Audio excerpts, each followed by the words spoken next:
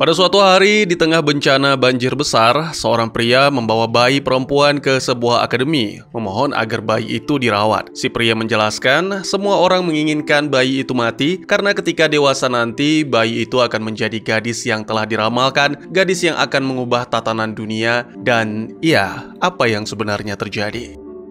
Selamat datang dan selamat berjumpa kembali bersama saya Teguh Gusto. Bagaimanapun kabar dan dimanapun berada, perubahan tidak selalu nyaman, tapi seringkali perlu untuk membuat kita tumbuh. Seperti biasa, saya akan bercerita, yang mana tentu saja tentang sebuah film. Kali ini dijamin seru dan penuh petualangan, berjudul His Dark Materials. Rilis pada tahun 2019, karya Lorne Balfe, serta dibintangi oleh para aktor yang sepertinya sudah kenalan.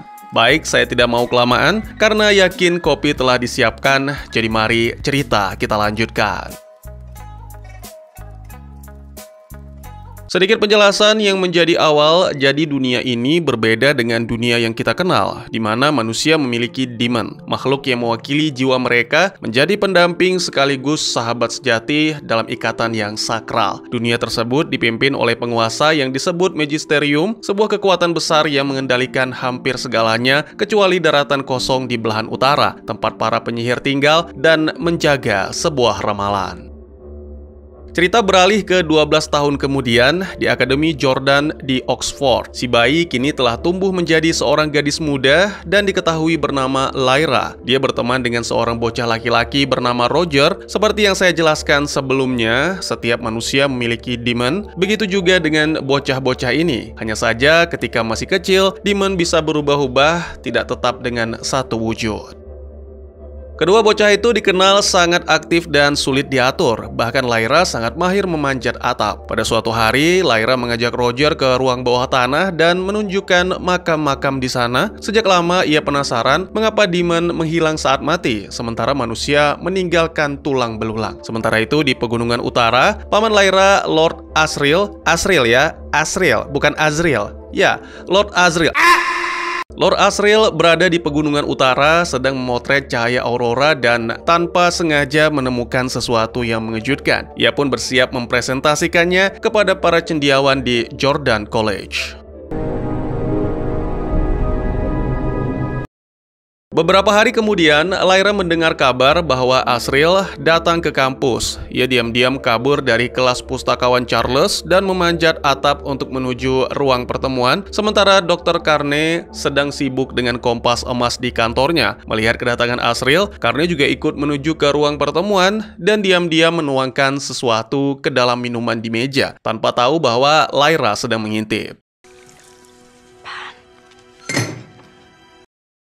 Begitu Asriel masuk dan hendak menenggak minuman itu, Lyra langsung menampik gelas dari tangan sang paman, lalu menjelaskan mengapa ia melakukan itu. Asriel pun segera menghancurkan botolnya dan menyembunyikan Lyra di dalam peti besar agar bisa menyaksikan apa yang terjadi. Beberapa waktu kemudian, dimulailah pertemuan rahasia di mana Asriel menjelaskan bahwa tujuannya ke utara adalah untuk menyelidiki apa yang terjadi pada ekspedisi Grumman. Ia membawa dua foto. Foto pertama menunjukkan debu misterius yang disebut das. Menariknya, das ini tak tertarik pada anak-anak, hanya pada orang dewasa. Foto kedua memperlihatkan bahwa di balik cahaya utara tersembunyi sebuah kota di langit. Bukti bahwa ada banyak dunia lain dan Magisterium hanya menguasai satu. Dunia-dunia ini bisa terlihat karena das, yang mana oleh Magisterium dianggap terlarang. Kemudian Grumman menemukan kebenaran ini dan sebagai gantinya kehilangan nyawa. Sebagai bukti, Asriel membawa kepala Grumman dan menyatakan niatnya untuk terus melakukan penelitian. Sepertinya, argumen Asriel cukup kuat untuk mendapatkan dana pada ekspedisi berikutnya. Sementara itu di kota, sebuah upacara dilakukan untuk menandai momen di mana seorang anak dari kaum Gypsy bernama Tony demennya telah mencapai bentuk tetap, tanda bahwa ia sudah dewasa. Saat semua orang merayakannya, adik Tony, Billy, pulang sendirian dan tiba-tiba saja bocah itu lenyap dalam perjalanan. Kembali ke kampus, Asriel menggendong Lyra yang tertidur untuk dibawa ke kamar. Tapi Lyra terbangun dan mulai bertanya tentang das. Asriel mengatakan bahwa ini bukan urusan anak-anak. Di waktu yang sama, Carne memberitahu Charles tentang sebuah ramalan bahwa Lyra suatu hari nanti akan melakukan pengkhianatan besar yang tak bisa dicegah oleh siapapun, dan tindakan ini akan mengubah dunia. Keesokannya, Roger memberitahu Lyra tentang kabar Billy menghilang dan kaum Gypsy sedang melakukan pencarian. Saat itu juga, Lyra mendengar bahwa Asriel akan berangkat dan ia pun buru-buru ke halaman untuk mencoba ikut, tapi sangat disayangkan, Asriel melarangnya. Di sisi lain, para Gypsy menyisir area sekitar Oxford namun tak menemukan jejak Billy. Pemimpin mereka, John Fah dan tetua Corem, akhirnya mengakui legenda tentang The Gobblers, penculik anak-anak, ternyata benar, walau banyak orang yang masih menyangkal. Di kampus, Lyra berjanji pada Roger bahwa suatu hari nanti mereka akan pergi ke utara dengan atau tanpa Asriel. Sementara itu di Magisterium, dua pria yang sepertinya penting bernama Hugh MacPhail dan Carlo Boreal membicarakan tentang Asriel yang kini sudah mendapatkan dana dan akan menyebarkan ajaran sesat. Dan ya, mereka pun sepakat bahwa itu harus dihentikan. Di saat yang sama, seorang wanita bernama Marissa Coulter datang ke kampus. Ia memikat Lyra dengan cerita petualangan dan menawarkan pekerjaan sebagai asisten. Semangat itu membuat Lyra setuju dengan syarat bahwa Roger juga harus ikut.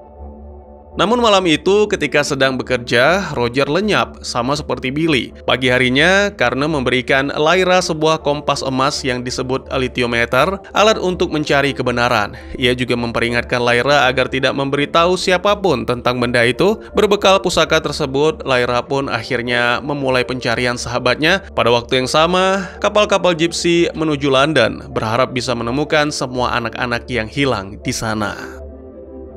Saat bertemu lagi dengan Marissa, Lyra menceritakan semuanya dan Marissa mengajak Lyra ke London untuk memburu The Gobblers demi menyelamatkan Roger. Lyra merasa ragu, jadi dia pun menggunakan litiometer, tapi tidak tahu bagaimana cara kerjanya. Dan akhirnya gadis itu nyaris terlambat naik ke kapal udara untuk menyusul Marissa. Sesampainya di kediaman Marissa, Lyra dan Demon-nya, Pen, mulai menyesuaikan diri dengan kamar baru. Sementara itu, Roger dibawa ke tempat anak-anak yang diculik, dikurung, dan di sana ia bertemu dengan Billy Costa. Kembali ke Lyra, keesokan harinya Marissa memberitahu bahwa orang-orangnya sedang mencari Roger, lalu mengajak Lyra ke Institut Arctic dan menjanjikan bahwa Lyra akan belajar mengendalikan kemampuan seperti dirinya. Sementara itu, para Gypsy tiba di London dan mulai menyisir bangunan-bangunan kosong untuk mencari anak-anak. Marissa mulai mempengaruhi Lyra agar menjadi anggun, hal yang sangat ditentang oleh Pen. Di sisi lain, para Gypsy menemukan pakaian Billy di tempat persembunyian Gobbler. Tapi para anak-anak sudah dipindahkan dan sama sekali tidak diketahui motif si penculik. Balik lagi ke Lyra yang mendapatkan gaun yang menurut Marissa penting, tapi ia tidak mengerti bagaimana pakaian ini akan membantunya mendapatkan kemampuan. Di tempat lain, agak pindah-pindah ya bang? Iya, soalnya karakternya rame dan semuanya penting. Jadi, sabar aja ya. Sabar aja ya? Iya, sabar aja. Sabar enggak juga? Iya ya. Enggak enak. Jadi pada adegan ini ditampilkan Boreal mengunjungi Dr. Carne dan menuntut agar diperlihatkan kepala Grumman demi membuktikan adanya perjalanan antar dunia. Tapi tuntutan itu ditolak, apapun alasannya, Boreal tidak diizinkan masuk ke ruang bawah tanah. Kembali ke Marissa, dalam perbincangan, Lyra tak sengaja menyebut soal Das, tapi menyembunyikan bahwa ia tahu dari Asriel. Pada waktu yang sama, ibu Billy, Ma Costa, emang begitu panggilannya, mendapatkan baju anaknya dari tim pencari sebagai bukti Billy pernah dibawa ke London. Sementara itu, pria yang disebut Kardinal Agung Magisterium memberitahu MacPhail soal penyelidikan Gypsy dan memerintahkannya untuk mengambil alih situasi. Malam harinya, sebenarnya ini untuk kedua kalinya, Pen mendengar suara aneh dari ventilasi udara dan membangunkan Lyra. Ia menyelinap untuk mencari tahu dan melihat Demon Marissa di ruang kerja yang jaraknya jauh dari kamar Marissa. Hal ini seharusnya mustahil, karena Demon tidak bisa jauh dari tuannya. Namun Marissa meyakinkan bahwa mungkin Lyra salah. Meski terlihat marah, Marissa berusaha tetap tenang dan mengantar Lyra kembali ke kamar tidur. Dan ya, Lyra kini sudah mulai curiga. Di malam yang sama, Boreal nekat menyelinap masuk ke ruang bawah tanah, dan saat melihat salah satu tengkorak di sana, ia sadar bahwa itu bukan milik Grumman. Ia lalu melangkah ke dalam portal menuju jalanan London modern, di mana mobil dan ponselnya sudah menanti, membuktikan bahwa ia sudah lama tahu tentang dunia lain dan bahkan hidup di antara mereka. Keesokan harinya, McPhail mendatangi rumah Marissa sehingga Marissa meminta Lyra tetap di kamar. Namun rasa penasaran membuat gadis tokoh utama kita nekat menguping pembicaraan mereka yang ternyata soal das. Dan tak lama kemudian, anak buah McPhail memergokinya, memaksa Marissa turun tangan. Setelah para pendeta pergi, Lyra memutuskan untuk selalu membawa alithiometer dan menyimpannya dalam tas demi mengamankan. Marissa langsung menyadari kesal karena Lyra terus membangkang. Wanita itu memerintahkan demon-nya untuk menyerang Pen sambil menuntut agar Lyra bersikap baik. Dalam amarahnya, Marissa pun tanpa sengaja mengungkap bahwa Ezreal sebenarnya bukan paman, melainkan ayah kandung Lyra.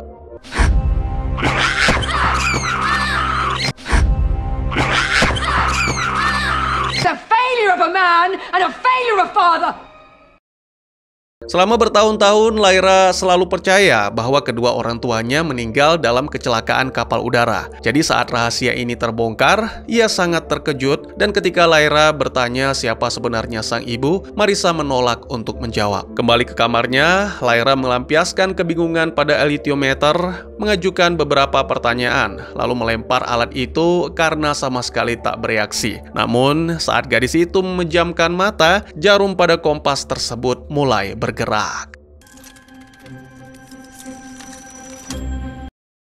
Sementara itu, Lord Boreal yang kini berada di dunia yang kita kenal memulai pencarian terhadap Grumman karena yakin pria itu bersembunyi di sana. Di rumah Marissa, wanita itu mencoba meyakinkan Lyra bahwa Roger tidak pernah diculik dan masih berada di Oxford, hanya saja sudah melupakan Lyra. Lyra tak mudah percaya, dia bertekad untuk mencari tahu kebenarannya sendiri.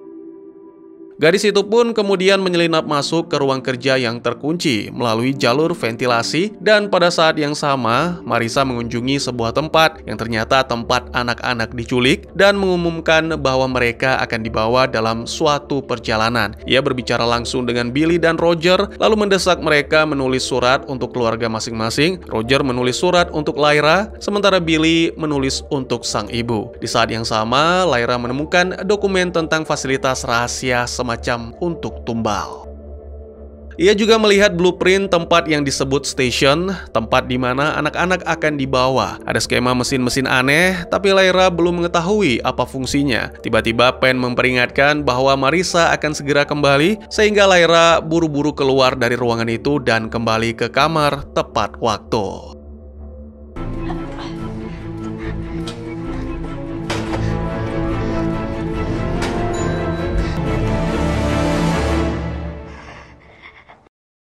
Beberapa hari kemudian, Boreal kembali ke dunianya dan menghadiri pesta di rumah Marissa, di mana Lyra bertugas menyajikan minuman. Salah satu tamu wanita, seorang jurnalis, menarik Lyra dan membongkar fakta mengejutkan tentang fasilitas tumbal yang dijalankan oleh kelompok The Gobblers. Wanita itu juga mengatakan bahwa Marissa adalah pemimpinnya. Terkejut, Lyra pun menyelinap meninggalkan pesta, membawa alithiometer bersamanya lalu melarikan diri. Mengetahui hal itu, Boreal turun tangan untuk membungkam jurnalis itu dengan menghabisi demon-nya. Ditampilkan beberapa waktu kemudian, anak-anak yang diculik mulai dibawa ke utara. Lyra yang tengah berada di jalanan dan merasa terpukul akhirnya lelah, sehingga Pen menyarankan untuk beristirahat. Namun tak lama berselang, Pen terpancing oleh seekor demon, sehingga Lyra mengikuti sampai akhirnya gadis itu pun ditangkap.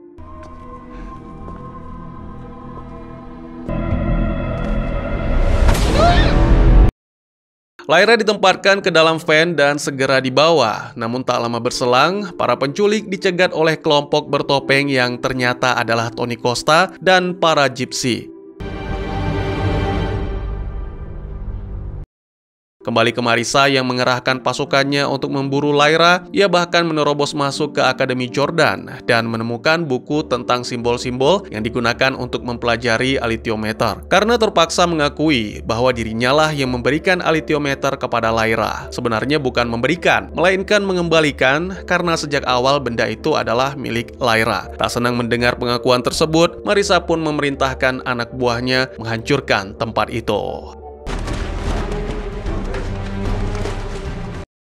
Di saat yang sama, Lyra dibawa naik ke kapal kaum Gypsy. Tony menjelaskan bahwa mereka melihat Lyra diculik dan berhasil mengalahkan penculiknya, bahkan menangkap salah satu yang mungkin tahu di mana anak-anak lain ditawan. Jonva menawarkan perlindungan, meskipun Lyra menolak karena bersikeras ingin mencari Roger sendirian, tapi gadis itu tetap diamankan. Sementara itu, Magisterium mengetahui bahwa Lyra mungkin bersama kaum Gypsy dan segera mengirim petugas untuk melakukan pengejaran.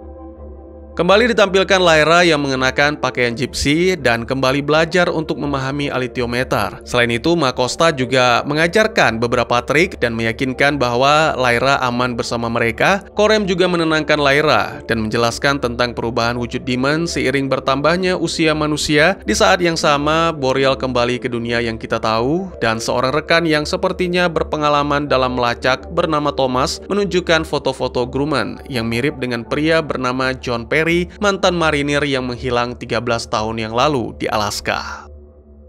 Boreal mempercayai bahwa Perry berasal dari dunianya karena di foto itu tampak seperti memiliki demon, sesuatu yang tidak ada di dunia yang kita tahu, atau selanjutnya untuk mempermudah saya akan sebut dunia kita. Tapi Thomas bertanya-tanya bagaimana bisa orang yang lahir di dunia kita bisa memiliki demon. Boreal hanya memberikan tanda, dan selain itu diketahui bahwa istri dan anak Perry masih hidup di dunia kita, dan itu bisa menjadi kunci untuk melacaknya. Di sisi lain, Lyra memberitahu para Gypsy bahwa ia melihat peta-peta aneh di ruang Marisa, tapi Coram melarangnya kembali ke sana. Tiba-tiba alarm berbunyi. Makosta menyembunyikan Lyra di ruang rahasia saat polisi menggeledah kapal-kapal mereka, tapi akhirnya pergi tanpa menemukan apa-apa. Meskipun begitu, Lyra tetap merasa ia harus pergi. Makosta pun akhirnya mengungkapkan kebenaran. Lyra adalah anak dari hasil hubungan gelap Nyonya Marisa Coulter dan Tuan Asriel. Jadi ceritanya, Asriel kehilangan semua hartanya setelah menghabisi suami Marisa, tapi ia berhasil membawa kabur Lyra dan menyembunyikannya di Akademi Jordan. Di tempat lain, Marisa mengirim serangga mata-mata untuk melacak Lyra. Lalu ditampilkan juga Boreal memerintahkan bawahannya untuk mencari keluarga John Perry dengan informasi yang ia miliki. Sementara itu, Jonva mengumpulkan para Gypsy dan mengusulkan misi ke utara untuk menyelamatkan anak-anak yang diculik. Beberapa dari mereka, termasuk Jack, sempat menolak karena itu terlalu berbahaya dan tak ingin mengorbankan lebih banyak kaumnya. Tapi Lyra angkat bicara, menyatakan bahwa kini ia tahu siapa Marisa dan tidak akan berhenti sampai semua anak-anak ditemukan.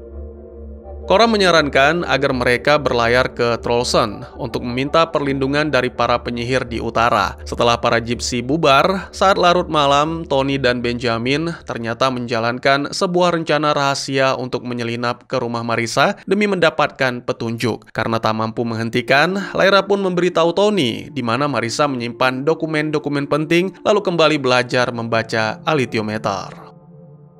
Beberapa waktu kemudian, gadis itu mulai bisa merasakan pergerakan jarumnya. Di saat yang sama, Tony dan Ben menyusup ke apartemen Marisa lewat poros lift. Mereka segera masuk ke ruang kerja dan menemukan beberapa berkas, meski bukan berkas utama yang dimaksud Lyra. Sayangnya, demon Marisa memergoki mereka. Tony memang berhasil kabur lewat jendela, namun Ben sangat disayangkan, tertembak oleh Marisa dan segera demonnya disiksa demi mendapatkan informasi. Ben tetap menolak buka mulut dan memilih untuk mengakhiri segalanya karena itu lebih baik daripada mengkhianati kaumnya.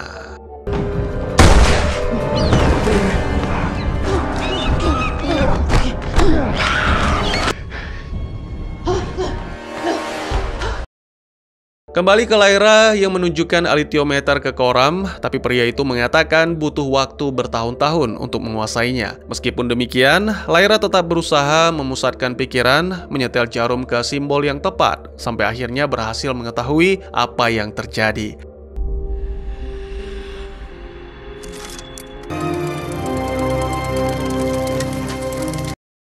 Gadis itu bergegas menemui Coram, namun di atas dek ia terlihat oleh salah satu serangga mata-mata. Setelah beberapa saat dibuat kewalahan, Coram berhasil menangkap satu, sementara sisanya kabur menuju ke Marisa.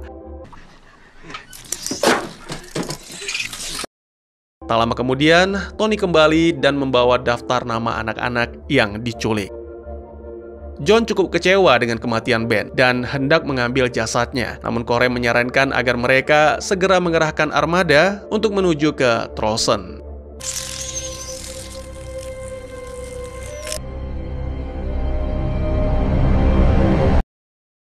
Selain Lyra dan kelompok Gypsy, di saat yang sama, Lee, seorang aeronaut, juga menuju ke Trollson untuk mencari temannya seekor beruang baja, Yorick Bernison. Hari demi hari berlalu, para Gypsy akhirnya tiba di kota itu, dan Coram bersama Lyra mengunjungi konsul penyihir Dr. Martin Lancelius. Martin bersedia mengirim pesan kepada penyihir agung Serafina Pekkala. Ia juga mengungkapkan kenyataan mengerikan, anak-anak yang diculik akan dipisahkan dari demon mereka melalui prosedur khusus. Martin bersedia membantu, tapi hanya jika Lyra bisa membuktikan kemampuannya membaca alethiometer. Untuk itu, Lyra harus menemukan satu botol di antara ratusan yang berisi sebatang pinus awan dari Serafina. Lyra berhasil menunjukkan botol yang dimaksud dengan tepat dan menerima pinus itu sebagai hadiah yang bisa digunakan untuk memanggil sang penyihir kapanpun. Sebelum mereka beranjak, Martin menyarankan mereka meminta bantuan seekor beruang baja yang bekerja di Trollson. Lyra dan Coram lalu pergi mencari Yorick, namun setelah menemukan, beruang itu menolak ikut bersama mereka. Sementara itu, Marissa dipanggil ke Magisterium dan dihukum atas kehancuran Akademi Jordan. Wanita itu pun dicopot dari kepemimpinan Dewan, namun Marissa segera membalikkan keadaan dengan pengakuan mengejutkan bahwa ia mengendalikan Raja Penserbjorn yang kini telah menangkap Asriel atas perintahnya. Kembali ke Trollson, Coram mengakui pada Lyra tentang hubungannya dengan Serafina dan bahwa ia dan Serafina dulu memiliki seorang anak laki-laki, namun sang anak itu meninggal. Coram dan Serafina pun berpisah karena perbedaan. Coram menerima kematian putra mereka, sementara Serafina berusaha membangkitkan dengan mengkonfrontasi kematian. Adegan kemudian berpindah menampilkan Lee yang tiba di Trollson. Dia mencari info tentang Yorick sembari mencari masalah di sebuah bar dengan tujuan mencuri. Mungkin terdengar agak aneh, tapi dia dengan licik membuat keributan lalu mencuri barang-barang dari para pengunjung dalam perkelahian.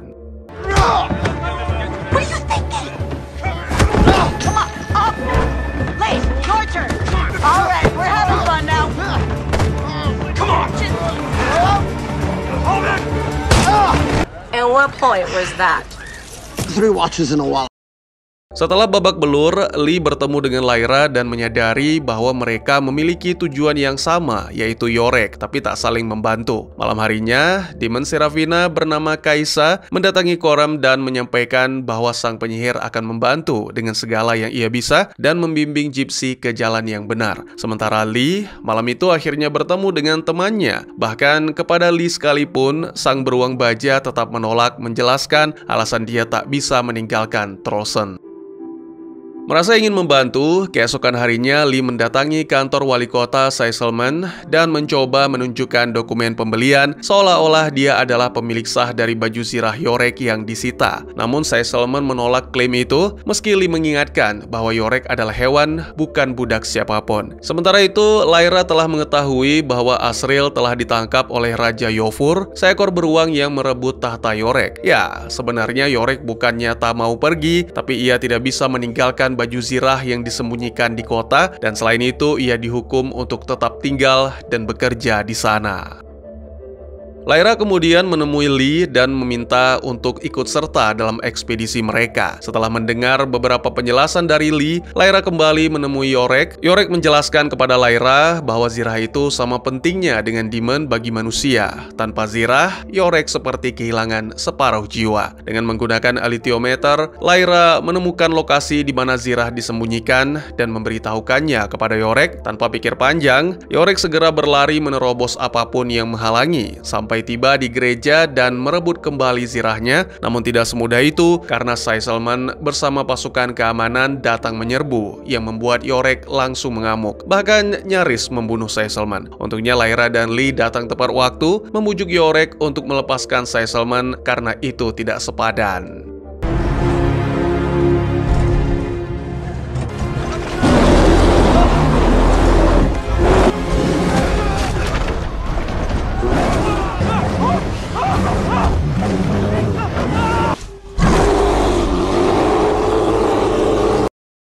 Akhirnya, Lyra berhasil merekrut sang beruang baja serta Aeronaut dan membawa keduanya ke hadapan Raja Chonfa. Beberapa waktu kemudian, mereka semua pun melanjutkan perjalanan ke utara. Sebagai informasi, hanya penyihir yang bisa berjauhan dengan demonnya, bahkan bisa memberikan tugas khusus. Oleh karena itu, Kaisa ditugaskan untuk memandu kelompok Gypsy.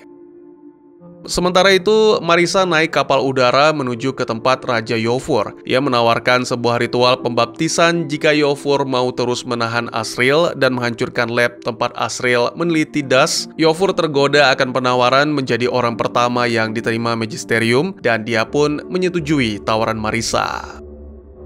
Kembali ke Lyra dan kelompok Gypsy yang terus melanjutkan perjalanan mereka tanpa tahu bahwa di dunia kita ada seorang pemuda yang nasibnya terikat oleh Lyra dan ramalan besar. Dia bernama Will Perry, seorang siswa biasa dari London masa kini, tak menyadari bahwa rumahnya akhir-akhir ini diawasi. Borel dan anak buahnya telah mengetahui bahwa pemuda itu merawat sang ibu, Elaine, yang mengalami gangguan mental sejak kehilangan suaminya.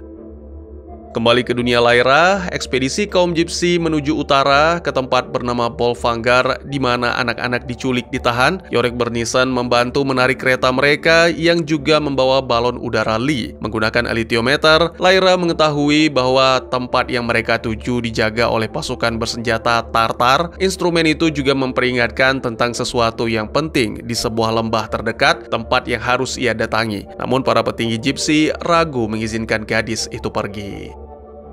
Kembali ke dunia modern, Borel menghampiri Elaine dan berbicara padanya. Elaine ketakutan pada pria asing yang mengaku mengenal suaminya, tapi ia tak tahu bahwa John Perry telah menghilang. Di saat yang sama, Will sedang berlatih tinju dengan siswa lain. Tiba-tiba sang ibu datang dan lawan latih tanding Will menghinanya, mengatakan bahwa ibu Will mengalami penyakit mental. Tentu saja ini membuat Will marah dan terjadilah perkelahian. Untungnya pelatih segera melerai dan meminta Will untuk menyusul sang ibu.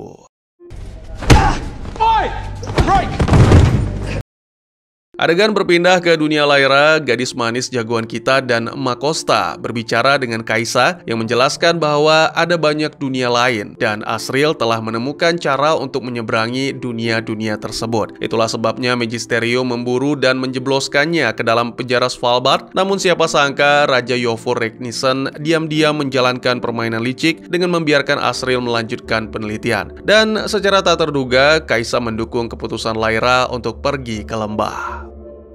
Malam itu, Serafina sendiri menemui Corem dan mengatakan bahwa Asriel tengah bersiap memulai perang besar dan batas tipis antara dunia akan segera lenyap. Sang penyihir berjanji bahwa Kaisa akan terus membimbing kaum Gypsy dan meyakinkan apapun yang dilihat demonnya juga akan dilihat oleh Serafina. Keesokan harinya, Jonfa jadi lebih terbuka. Ia bahkan menyarankan agar Lyra pergi ke lembah dan menugaskan Yorick untuk mengawal. Sementara itu, di dunia kita atau dunia Will, Elaine mengatakan pada Will bahwa wajahnya sangat mirip dengan John Perry dan percaya bahwa Will akan mengikuti jejak sang ayah. Will mengira itu hanya delusi lain dari sang ibu, tapi tiba-tiba Elaine menyadari bahwa karpet rumah mereka telah bergeser. Ia buru-buru memeriksa map yang disembunyikan di bawah mesin jahit berisi surat-surat dari John Perry yang selama ini tidak pernah ditunjukkan kepada Will.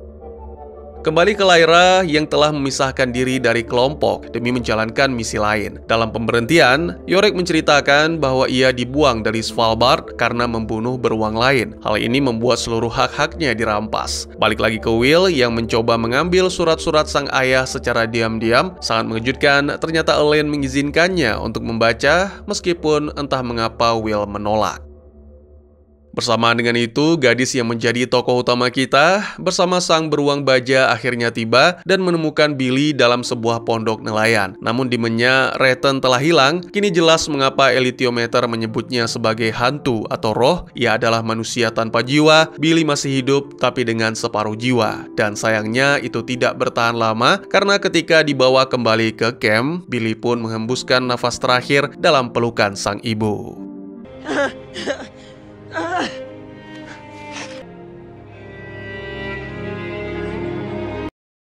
Malam itu, seekor kucing masuk ke rumah Elaine dan ia menyadari bahwa ada seseorang yang mengawasi rumah mereka. Agent Boreal melaporkan bahwa selama ini John Perry telah mengirimkan dana untuk Elaine, bukti bahwa ia tahu akan pergi lama, mungkin juga untuk selamanya. Dan ini juga menegaskan bahwa ia tahu tentang jendela antar dunia. Jika ingin tahu kemana John Perry pergi, mereka harus mencari petunjuk di rumahnya.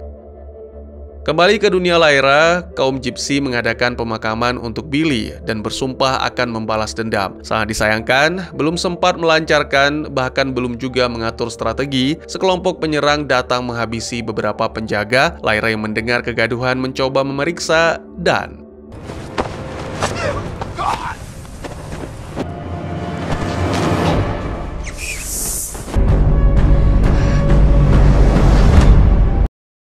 Lyra dibawa pergi dengan kereta salju dan sadar kembali ketika berada di sebuah fasilitas. Di sana ia mendengar para penculik berbicara dengan seorang dokter wanita dalam bahasa yang tak dimengerti. Saat ditanya, Lyra memberikan nama palsu yaitu Lizzie Brooks. Dokter itu berpura-pura ingin menangkap Pen, tapi Pen langsung berubah menjadi ngengat dan terbang kabur. Dokter itu mengatakan bahwa Lyra masih muda tapi sedang berada di ambang pendewasaan, lalu memerintahkan perawat untuk segera memulai prosedur. Lyra dikategorikan sebagai pasien kelas A dan diberi seragam yang sama dengan Billy, sehingga gadis itu sadar bahwa kini sedang berada di Bolfangar. This is Bolfangar. Tak lama kemudian, Lyra tiba di ruang makan dan di sana ia melihat Roger di antara anak-anak lain. Namun Lyra menahan diri, menunjukkan mereka tak saling kenal. Roger pun sama, ia tetap bersikap hati-hati. Saat makan baru saja dimulai, Dr. Cooper dan perawat bernama Betty membawa pergi seorang anak perempuan menyusuri lorong. Pintu menutup di belakang mereka dan suara reaktor bergema pelan. Hal itu secara aneh mempengaruhi Suster Clara. Beberapa waktu kemudian, Lyra dibawa ke lab untuk dipindai dan diperiksa. Ia bertanya pada Dr. Randall soal das dan pemisahan Damon, namun Randall bersikeras bahwa ini adalah pusat penelitian, bukan rumah jagal. Bersamaan dengan itu, simulasi kebakaran dimulai, yang mana mengganggu proses pemeriksaan Lyra. Semua anak-anak pun dievakuasi ke halaman dan absensi dimulai. Roger memperingatkan Lyra agar tetap diam, tapi Lyra justru melempar bola salju, memicu keributan di antara anak-anak. Imogen Gould. Oops. Children, please wait. Oh! Dalam kekacauan itu, Lyra dan Roger memanfaatkan kesempatan untuk mencari jalan keluar yang dulu digunakan Billy. Mereka menemukan ruangan penuh kandang demon, dan ya, semuanya telah dipisahkan dari anak-anak. Kemudian mereka pun berhasil kembali tanpa terlihat dan bergabung lagi dalam kerumunan. Sementara itu, para ilmuwan berdiskusi tentang kunjungan Marissa yang akan datang. Cooper berpendapat bahwa meski beberapa anak-anak mungkin berakhir, hasil penelitian nantinya akan membebaskan generasi masa depan dari dosa dan itu akan menyenangkan Magisterium. Malam itu, sementara Lyra tidur di asrama bersama anak-anak perempuan lainnya, di dunia lain, Will menemukan video wawancara lama sang ayah yang direkam sebelum ekspedisi terakhir. Dalam video itu, John Perry mengumumkan perjalanannya dan menyebutkan surat-surat yang akan dikirim untuk keluarga, dan tanpa sadar, ternyata saat ini rumah Will sedang diawasi oleh Agent Boreal. Kembali ke dunia Lyra, keesokan paginya para gadis mendengar suara kapal udara Marissa yang mendarat. Para dokter menyambut dan mengantarkannya ke lab sambil menjelaskan bahwa kini ada beberapa anak yang tidak langsung berakhir setelah prosedur pemisahan dan mampu hidup tanpa demon mereka. Ketakutan, Lyra mengakui kepada anak-anak lain bahwa Marissa adalah ibunya dan Lyra berniat untuk menyelamatkan mereka semua dengan bantuan kaum Gypsy yang kini sedang dalam perjalanan menuju ke tempat itu. Untuk sementara, Lyra bersembunyi di bawah ranjang, menarik tubuhnya ke atas dengan kekuatan tangannya. Ketika Marissa masuk ke asrama, Lyra langsung merasakan suasana tegang di dalam ruangan. Monyet emasnya mulai mengendus-ngendus bagian bawah tempat tidur, tapi karena tak menemukan apa-apa, mereka pun pergi. Lyra lalu menginstruksikan teman-teman untuk bersiap-siap berganti pakaian dengan cepat ketika ia nanti menyalakan alarm kebakaran. Namun, belum sempat menjalankan rencana, Lyra malah dipanggil ke lab dan di sana Demonnya ditangkap. Rasa sakitnya begitu hebat hingga Lyra tak sadarkan diri. Lyra dan Pen ditempatkan di dua ruangan berbeda. Dalam keadaan yang begitu menyiksa itu, Lyra berteriak bahwa dirinya adalah anak dari Marissa dan memohon pertolongan sang ibu di detik terakhir. Marissa menghentikan reaktor dan menyelamatkannya. Kemudian wanita itu memberikan minuman yang menenangkan kepada Lyra dan masih terkejut bahwa gadis itu sudah tahu hubungan mereka yang sebenarnya. Marissa menegaskan bahwa ia tak pernah benar-benar meninggalkan Lyra, tapi hanya mengikuti rencana yang telah dirancang Asriel. Marissa juga menjelaskan bahwa Das adalah sesuatu yang asing dan bahwa Demon hanya menjadi hiburan masa kecil, namun bagi orang dewasa, mereka berubah menjadi sumber konflik dan penyesalan. Lyra berpura-pura percaya dengan semua omongan ibunya. Tiba-tiba ketika Marissa mulai menanyakan tentang elitiometer, Lyra mengelabuinya dengan memberikan kaleng logam berisi serangga mata-mata. Segera serangga itu menyerang Marissa, sementara Lyra melarikan diri dari lab, lalu merusak sistem pengaman dengan tabung pemadam, serta membunyikan alarm.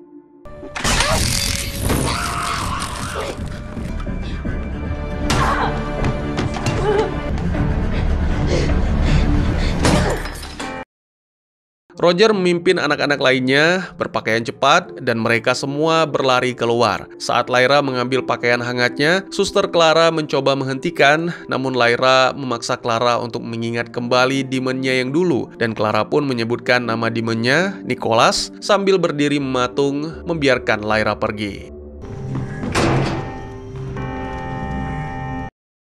Sementara itu, Roger menyelamatkan anak-anak yang sudah dipisahkan dari Demon, meskipun sulit membujuk mereka agar mau ikut. Kembali ke Lyra yang menyusup ke ruang reaktor, bertekad menghancurkan mesin itu selamanya. Ia mengingat ucapan Dr. Cooper bahwa reaktor aktif dengan ventilasi yang terbuka bisa meledak, dan Lyra pun mewujudkannya hingga ledakan terjadi.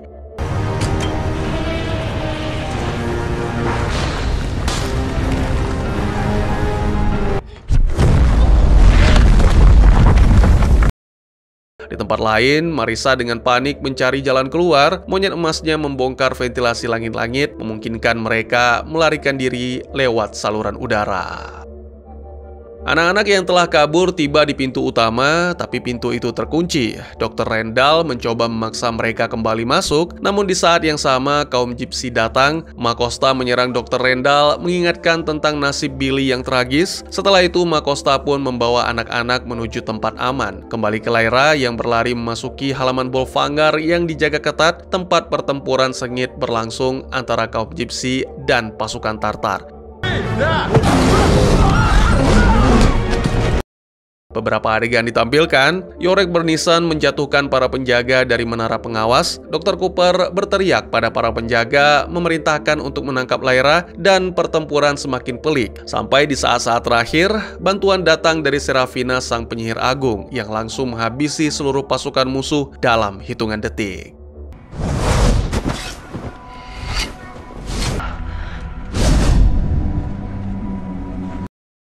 Marissa yang mengintai dari balik pintu sadar bahwa mereka telah kalah. Kaum Gypsy kemudian mengumpulkan anak-anak yang selamat, termasuk mereka yang sudah dipisahkan dari Demon, dan membawa mereka pergi menggunakan gerobak. Tapi bagi Lyra, misi belum selesai karena ia masih harus menyelamatkan Asriel dari tawanan Panzer Bjorn. Bersama Roger dan Yorek, mereka naik balon udara Lee Scoresby dan terbang menuju Svalbard.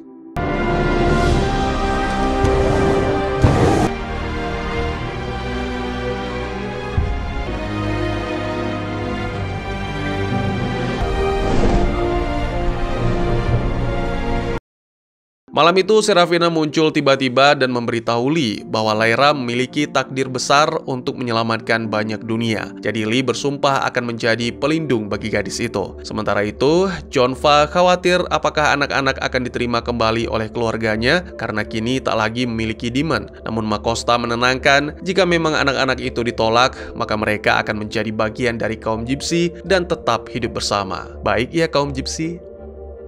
Kembali ke kelompok Lyra, tiba-tiba kendaraan balon mengalami guncangan yang tak biasa, sehingga Lee segera memeriksa. Ternyata makhluk bersayap yang disebut Cliff Gas menyerang. Lee melepaskan tembakan dari revolvernya, namun kawanan makhluk itu terus menyerbu dari segala arah dan mengguncang balon dengan keras. Dalam kekacauan tersebut, Lyra terpental dan sangat disayangkan.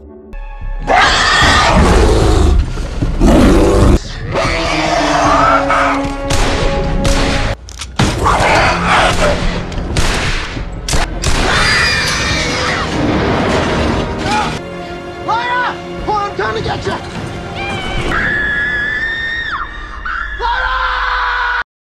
Adegan berpindah menampilkan Nona Coulter masih berada di reruntuhan Bolvangar, memandangi mesin pemisah yang telah hancur dan menjerit marah. Ia kemudian melihat Suster Clara yang tampak terganggu mentalnya, mengira tempat itu sebagai tempat ternyaman di dunia. Si perawat pun mengaku tak mengetahui Lyra kabur kemana, dan itu membuat Marissa nyaris menghabisinya.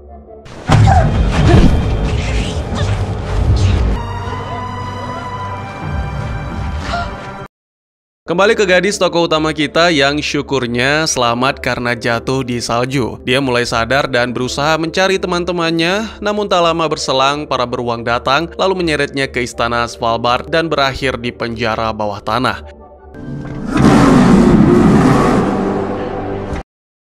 Dengan bantuan alitiometer, Lyra mengetahui bahwa Iorek berada tak jauh dan sedang menuju ke Svalbard untuk menyelamatkannya. Tiba-tiba, seorang tahanan lain berbicara padanya. Ia mengungkapkan bahwa Asriel pernah dipenjara di sana, tapi berhasil mengambil hati Raja Iofur dan diizinkan kembali ke lab. Tahanan yang bernama Jotam Santelia itu menertawakan Lyra yang percaya bahwa Iorek akan menyelamatkannya karena para beruang tak akan membiarkan Iorek mendekati istana. Lyra hanya bisa kabur jika bisa menciptakan demon bagi Iofur, sesuatu yang didambakan sang raja.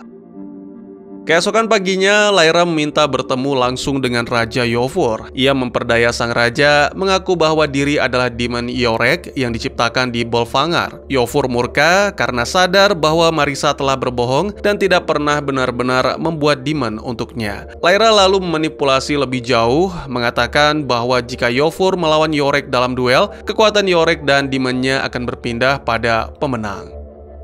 Untuk meyakinkan, Lyra meminta sang raja mengajukan pertanyaan yang hanya bisa dijawab oleh demon. Iofur pun bertanya siapa makhluk pertama yang ia bunuh. Lyra menyelinap ke balik pilar, membuka alitiometer, dan mengetahui bahwa makhluk pertama yang dibunuh Iofur adalah ayahnya sendiri. First creature you killed was your own father.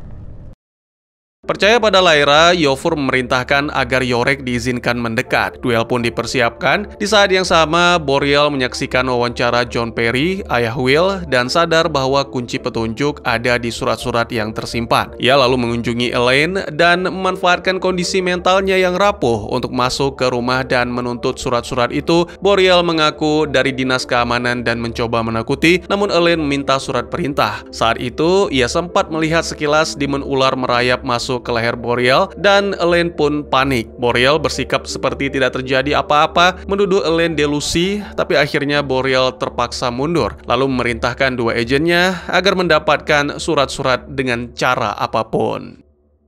Kembali ke Svalbard, Iorek menerobos masuk ke istana dan Lyra memberitahukan bahwa ia berhasil memancing Iofur untuk menantang duel. Dua beruang itu bertarung di aula tahta. Iofur mencengkram leher Iorek dan mulai mendominasi pertarungan.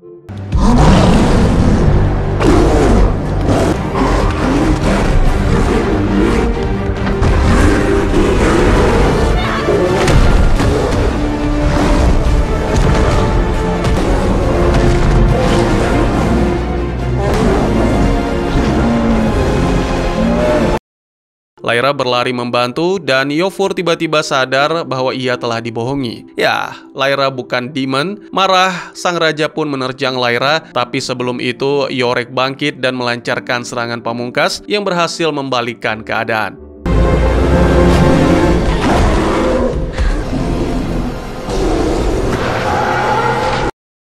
Sang raja tumbang. Kagum dengan kecerdikan Lyra, Iorek pun memberikan nama baru bagi Lyra, Lyra Silvertongue atau Lyra si lidah perak. Sejak saat itu, Iorek resmi menjadi raja baru dan Lyra menjadi bagian dari Svalbard, serta Iorek berjanji akan membebaskan Jotam dari penjara. Sementara itu, Elaine mendatangi sekolah Will dan memberitahunya bahwa ada pria berular, maksud saya dengan hewan ular, dan memberitahu bahwa John Perry masih hidup. Namun Will tidak percaya. Kembali ke Svalbard, Iorek mengumumkan bahwa mulai sekarang para beruang akan hidup sebagai beruang. Maksudnya sebagai beruang, bukan meniru manusia. Setelah membebaskan Svalbard dari tirani, Iorek membawa Lyra ke lokasi Roger. Dengan bantuan alitiometer, Lyra memastikan bahwa Lee masih hidup meski balonnya rusak. Sementara itu, pihak Magisterium menyiapkan ekspedisi militer menuju negeri beruang baja dan Marissa ikut bergabung dalam kemarahan setelah mendengar kabar terakhir di Svalbard. Pastor Hugh McPhail menuntut agar Asriel segera dieksekusi. Di dunia lain, Will dan Elaine pulang ke rumah hanya untuk mendapati tempat itu telah diacak-acak. Seseorang telah menggeledah seluruh isi rumah. Elaine mohon Will untuk menyimpan surat-surat ayahnya dengan aman. Will lalu membawa ibunya ke rumah Tuan Henway, guru Will, serta meminta bantuan pria itu untuk menjaganya. Di saat yang sama di Svalbard, Lee memeriksa balon udaranya yang rusak dan tiba-tiba Serafina sang penyihir datang menjanjikan bantuan serta mengembalikan revolver yang hilang. Dan ya, Lee menyadari bahwa Lyra segera membutuhkan bantuannya lagi. Sementara itu, ditampilkan adegan-adegan secara bergantian. Iorek mengantar Lyra dan Roger ke laboratorium Asriel, lalu juga ditampilkan Will yang berhasil mengamankan surat-surat sang ayah. Dan tiba-tiba para agen kembali ke rumah. Will lalu mendadak menyerang sehingga salah satu dari agen, Thomas, jatuh dari lantai 2 dan tewas. Ini membuat Will segera melarikan diri. Kembali ke Svalbard, Lyra dan Roger tiba di lab Asriel dan disambut oleh pelayannya. Namun reaksi Asriel justru mengejutkan. Alih-alih menyambut Lyra, ia dingin dan mengatakan bahwa tak pernah mengundang dan menyuruh Lyra segera pergi. Namun saat melihat Roger, sikap Asriel tiba-tiba berubah menjadi lega. Kemudian Demon Asriel mengingatkan bahwa kini mereka sudah memiliki semua yang dibutuhkan. Aurora sedang dalam puncaknya dan anak-anak datang dengan sukarela. Beberapa waktu kemudian, Lyra mencoba memberikan alitiometer kepada ayahnya, tapi Asriel bahkan tidak mau melirik. Lyra menuntut jawaban mengapa selama ini Asriel tak mau mengakui Lyra sebagai anak. Namun Asriel mengakhiri pembicaraan menyuruh Lyra menyimpan alitiometer untuknya sendiri. Di atas kapal udara Magisterium, Pastor McPhail menegur Marissa, mengingatkan bahwa dulu dia adalah seorang wanita cerdas dan terpandang dengan masa depan yang cerah, dan semua itu dibuang demi Asriel. Marissa membalas, mengatakan bahwa semua manusia berdosa, bahkan pastor itu yang memiliki rasa dengki terhadap Asriel dan Marissa. Di markas, Boreal mengetahui informasi baru dari alitiometer Magisterium yang dibaca oleh Fra Pavel tentang keberadaan sebilah pisau yang mampu memotong batas antara dunia. Pisau itu diyakini tersimpan di menara para malaikat dan hanya bisa diambil oleh putra Grumman. Sementara Magisterium percaya bahwa Grumman tak pernah punya anak, Boreal tahu bahwa Will Perry benar-benar ada dan ia menyimpan rahasia itu untuk dirinya sendiri. Kembali ke gadis tokoh utama kita, di mana pada momen ini Roger mengaku padanya takut dengan Asriel karena tatapan aneh pria itu. Pada waktu yang sama di London modern, Boreal mengetahui bahwa Will telah melarikan diri dan memarahi agennya. Pada momen ini kita mengetahui bahwa agen itu adalah seorang polisi. Dia memerintahkan rekan-rekan untuk melakukan pencarian resmi terhadap Will. Di lab Asriel, Lyra berinisiatif menggunakan alitiometer untuk mengetahui masa depan mereka. Namun Roger menolak. Sebaliknya, bocah itu berterima kasih kepada Lyra karena telah menyelamatkannya dari Bolvangar dan sekaligus mengubah nasibnya. Saat malam semakin larut, Asriel membangunkan Lyra dan mengungkapkan kebenaran tentang Das. Menurut Magisterium, Das turun dari langit dan merusak jiwa dengan dosa. Para cendekiawan menemukan bahwa Das hanya melekat pada manusia setelah pubertas, dan ini terkait dengan kisah Adam dan Hawa dalam Alkitab. Setelah memakan buah terlarang, mereka menjadi seperti Tuhan, mengetahui baik dan buruk. Penguasa tertinggi yang mereka sebut authority meyakinkan semua manusia terlahir dalam dosa dan harus menghabiskan hidup untuk bertobat untuk dosa yang bahkan belum tentu nyata. Padahal menurut Asriel, Das sebenarnya bukanlah kejahatan, ia adalah partikel dasar yang dapat diukur, didokumentasikan, dan bahkan difoto. Namun Das telah digunakan sebagai alat untuk mengendalikan, menekan, dan menakut-nakuti manusia agar patuh. Lyra akhirnya menyadari tujuan sang ibu dengan memisahkan Demon dengan manusia. Marissa ingin menjaga jiwa tetap murni dari Demon, tapi membayangkan Pen dipisahkan darinya membuat Lyra merasa takut. Ezreal menjelaskan bahwa pemisahan Demon menghasilkan energi yang sangat besar. Itulah mengapa memahami Dusk adalah pertanyaan paling penting dalam kehidupan. Ia lalu menunjukkan foto Aurora, tempat dunia lain tersembunyi di baliknya. Ezreal percaya bahwa ia bisa membuka gerbang menuju dunia itu. Lyra sempat berpikir untuk memberikan elitiometer padanya lalu pulang bersama Roger, tapi Ezreal menolak karena sama seperti yang dikatakan oleh Karne bahwa benda itu adalah milik Lyra. Lyra pun tertidur, tapi tak lama kemudian ia segera terbangun akibat suara kapal udara yang mendekat. Pelayan Ezreal, Torol, memperingatkan bahwa pasukan Magisterium telah datang dan mereka harus pergi. Di saat yang sama, Lyra menyadari bahwa Roger telah hilang. Torol terpaksa mengaku bahwa Ezreal telah membawa anak itu. Panik, Lyra memanggil Yorick yang segera mengumpulkan para beruang baja dan bergegas mengikuti jejak Ezreal. Sementara itu, Marissa dan Pastor McFile menerobos masuk tanpa menyadari Torol yang sudah bersiaga dengan senjata dan segera melancarkan serangan kejutan. Marissa dan Torol sempat berbincang. Marissa mengingatkan bagaimana Ezreal telah memperlakukan mereka berdua. Si pelayan ragu untuk menembaknya. Saat meninjau blueprint milik Ezreal, Marissa menyadari bahwa perhitungan Ezreal melibatkan proses pemisahan Demon yang bisa memicu lonjakan energi besar. Sejenak berpindah ke Will, di mana pemuda itu berjalan tanpa tujuan, mencari tempat berlindung sambil diintai para polisi. Kembali ke dunia Lyra, armada Magisterium berhasil menyusul Lyra dan para beruang lalu memulai serangan.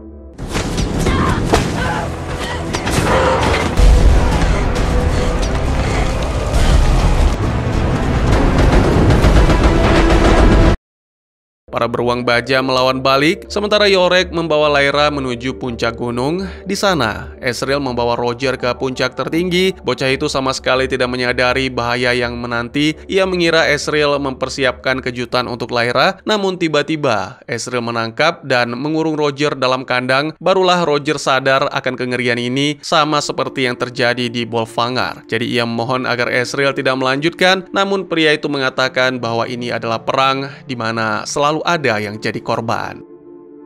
Tak jauh dari sana, setelah berpisah dengan Yorick, Lyra melihat Roger dan dengan segenap tenaga mendaki lereng es menuju kandang. Sayangnya, di saat yang sama, Ezreal menurunkan alat panjung di antara Roger dan Demonnya, Salsilia. Lyra nyaris sampai, tapi segera ledakan besar membuatnya terpental. Eksperimen Ezreal berhasil, pemisah antara dunia hancur, dan terbukalah portal menuju dunia lain.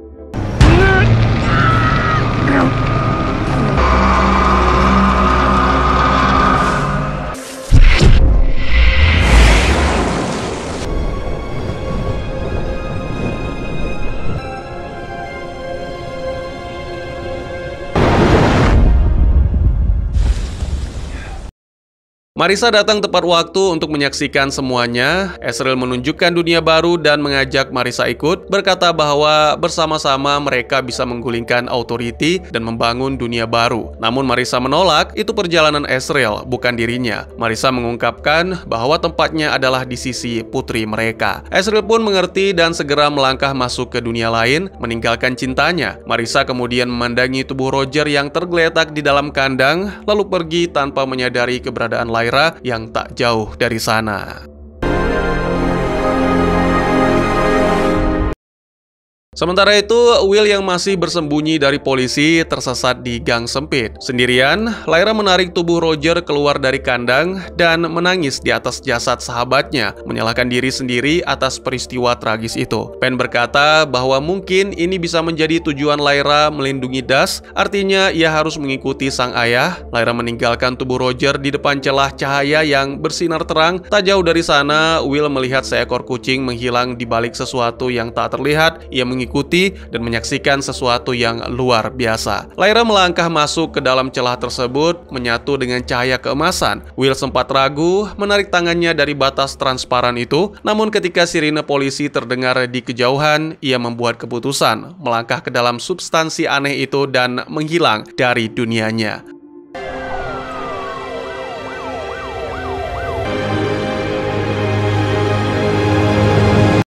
Tenang, saya paham betul bahwa teman-teman penasaran, tapi mohon maaf, film harus berakhir di sini. Dan tamat. Film ini berakhir dengan tegangan tinggi, pertarungan terakhir yang emosional, pengkhianatan yang menyakitkan, dan terbukanya celah menuju dunia lain yang misterius. Penutup tersebut menyelesaikan alur dari kisah awal, sekaligus memberikan gambaran awal dari petualangan selanjutnya, terutama dengan munculnya seorang karakter baru yang akhirnya melangkah masuk ke dimensi yang berbeda. Diangkat dari novel fantasi ternama, versi ini terasa lebih mendalam dan setia terhadap materi aslinya dibanding adaptasi sebelumnya. Meski beberapa elemen cerita disesuaikan, keseluruhan penyampaian visual dan emosional terasa kuat dan menyentuh. Selain menyelesaikan konflik besar sang tokoh utama, akhir film juga membuka pintu menuju kisah yang lebih luas. Pertemuan dua karakter dari dunia berbeda, pencarian mereka terhadap objek ajaib, serta upaya mengungkap rahasia semesta menjadi fondasi dari kelanjutan cerita. Film ini menutup babaknya dengan sangat solid, penuh drama, misteri, dan rasa penasaran yang menggantung. Oke, seperti biasa, sedikit pemaparan dari saya untuk memperjelas. Sebagian besar kisah mencapai puncaknya saat Ezreal akhirnya mengungkap rencana gila dan Roger menjadi korban. Melalui penjelasan Ezreal kepada Lyra, terungkap bahwa sejak awal ia telah mencurigai sifat misterius Das. Dalam penelitiannya, Das tampak jatuh dari langit, hanya melekat pada orang dewasa dan bahkan mengungkap bayangan sebuah kota di balik cahaya utara. Ezreal percaya bahwa di balik fenomena itu tersembunyi dunia lain dan untuk mencapainya ia harus memecah batas antara dimensi. Untuk membuka gerbang menuju dunia lain itu, ia membutuhkan ledakan energi yang sangat besar. Dan seperti halnya Marisa, Ezreal juga telah memahami bahwa pemisahan antara manusia dan demon, sebuah ikatan jiwa yang tak bisa diputus tanpa rasa sakit luar biasa, akan melepaskan energi dalam jumlah besar. Ezreal panik saat Lyra muncul di ambang pintunya, bukan karena bahaya, melainkan karena ia tak sanggup mengorbankan anaknya sendiri. Namun ketika melihat ada Roger bersamanya, ia langsung memanfaatkan kesempatan itu. Tanpa ampun, ia menyeret Roger ke lokasi eksperimen, mengurungnya, dan memisahkan diri dari demonnya, membunuhnya demi membuka celah antar dunia. Setelah berhasil, Ezreal menjelaskan tujuannya pada Marisa yang baru tiba. Ia tidak hanya ingin menghancurkan Magisterium, tapi juga melawan kekuatan tertinggi Sang Authority untuk membebaskan umat manusia dari belenggu dogma. Tetapi Marisa tetap memilih untuk mencari Lyra. Akhirnya Ezreal melangkah sendiri ke dalam celah dimensi, siap melanjutkan perjuangannya menuju dunia baru yang bebas dari penindasan, apa yang ia sebut sebagai Republik Surga. Selanjutnya bagaimana, Bang? Oke, jadi dalam duka yang mendalam karena telah membawa sahabatnya ke tempat kematian, Lyra dan Pen mulai menyusun langkah selanjutnya. Awalnya ia hanya ingin pulang bersama Roger, namun semua yang terjadi membuatnya memutuskan untuk melanjutkan perjalanan. Setelah mendengar rencana Ezreal untuk menghancurkan Das dan kekuatan tertinggi, Lyra memilih untuk mengejarnya, bukan untuk membantu, melainkan untuk menghentikan. Ia dan Pen menyimpulkan bahwa jika orang-orang dewasa yang telah menculik, memisahkan, dan membuat anak-anak terbunuh percaya bahwa Das adalah sesuatu yang buruk, maka bisa jadi Das justru adalah sesuatu yang baik dan layak dilindungi. Mereka belum tahu bagaimana caranya, tapi itu tujuan mereka sekarang. Dengan bantuan Alethiometer, Lyra melewati celah di langit, mengikuti jejak Ezreal ke dunia lain, tanpa tahu pasti kemana arahnya. Dalam hal ini, baik Lyra maupun Ezreal sedang menjalani misi besar, namun untuk tujuan yang saling bertentangan. Jadi ayah dan anak itu kemungkinan akan saling berhadapan di masa mendatang. Tentu saja, meskipun Lyra telah meninggalkan dunianya, bukan berarti pertarungan melawan kekuatan besar seperti Magisterium telah usai. Sang Authority masih terlihat sangat ingin menghancurkan Ezreal, dan Marisa pun sudah tak lagi menjadi bagian dari mereka. Sebagai anak dari dua sosok yang kini berseberangan dengan kekuasaan, serta pemegang Alethiometer ilegal, Lyra jelas menjadi target selanjutnya. Selain itu, konflik besar antara pasukan Magisterium dan para beruang belum benar-benar diselesaikan. Tak ada penutup yang jelas untuk siapapun selain Lyra, Ezreal, dan Marisa. Itu pun hanya ditunjukkan bahwa mereka selamat. Mungkin saja pertempuran tertentu telah berakhir meskipun tidak ditampilkan secara eksplisit, tetapi konfrontasi besar melawan Magisterium masih jauh dari selesai. Ezreal kini menempatkan dirinya sebagai musuh langsung Authority tersebut. Sementara Lyra bertekad menentang tujuan ayahnya. Hal ini menandakan bahwa konflik terakhir yang sebenarnya antara sistem lama dan perubahan besar akan berlangsung di babak selanjutnya. Terus kalau Will gimana bang? Nah, kisah Will pun tak kalah penting. Sebelumnya, ia sempat terlibat insiden di rumah saat mencoba mengambil surat-surat milik ayahnya yang berujung pada kematian salah satu anak buah Boreal. Akibatnya, Will kini menjadi buronan dan terlihat kebingungan, menghindari kejaran polisi dan tanpa arah pasti. Saat bersembunyi di sebuah taman, ia melihat celah bercahaya di udara yang tampak seperti retakan di realitas, sebuah jendela menuju dunia lain. Jadi di akhir cerita, Will melangkah masuk ke dalam celah tersebut.